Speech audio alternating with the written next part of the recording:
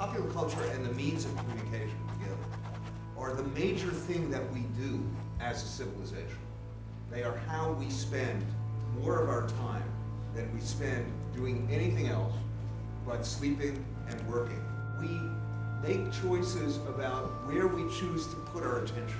If you think about the other side of it, from the point of view of the programmers, the people who are the producers of shows like 24 and Lost and everything else, they are an attention-getting industry involved in an attention-getting economy. Their livelihood depends on winning attention. I would tell a soldier who was a fan of the show that Jack Bauer is a great fantasy hero, and that it would be nice if the real world worked that way, but the real world doesn't work that way.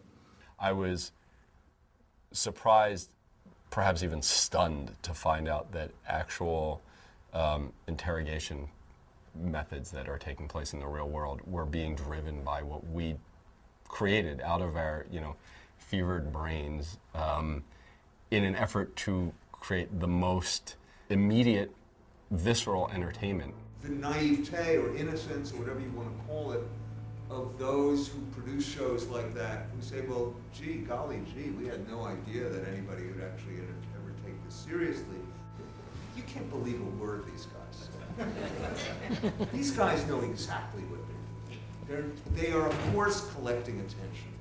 The people who produce these shows are not just culture makers, they are culture breathers. They are steeped in a culture which has become, in many of its crucial particulars, a sadomasochistic culture. It's a culture in which attention is gained, and is successfully gained, through the diffusion of images of horrific and unbearable violence, which of course have an irony attached to them, because the more of them are saturating the culture, the harder it is for them to actually gather attention. A culture of casual violence has fattened on itself and requires ever more gruesome, ever more arresting, ever more horrific violence to attract attention. Another way of putting that is to say that I think one of the central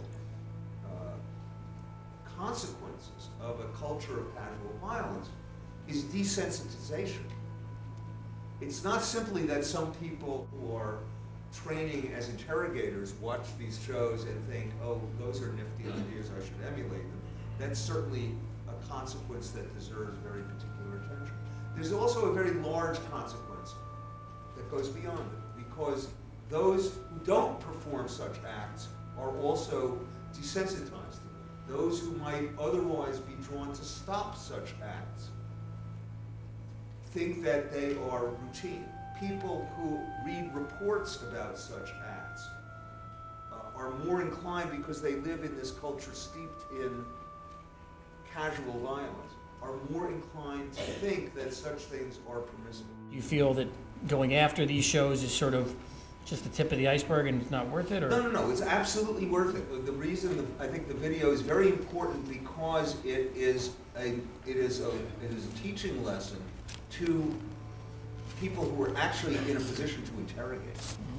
To say, if you had any doubt that this is fiction, listen to these guys acknowledge that it's fiction. It's remarkable, though, how little torture is glamorized in works of entertainment and drama through the ages. I don't know of any classic work of drama that glamorizes torture until you get to our day. I just think something has softened up Western viewers, especially American viewers, to be receptive to the idea of extracting information or getting the job done through brutality. For me, one of the most interesting parts of this work is working with interrogators with a great deal of experience, who said to the producers of 24 and to others that the whole idea that torture might work in these sorts of scenarios is completely absurd. In these situations, you have to recognize that it's not you. It's people who are willing to put their lives, they're willing to lose their lives in order to execute these schemes.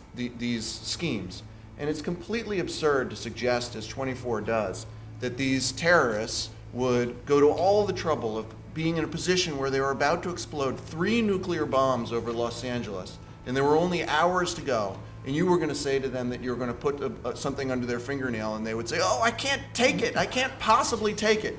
Where you should find the bomb is in X place. It's completely absurd. But that's what essentially is being put forward over and over again on Monday night by these shows, almost like an advertisement for torture, and it is quite convincing. So the point I think that they make is that they're facing a scenario where, in particular, torture is not going to work. And I think that that's an interesting thing to keep in mind.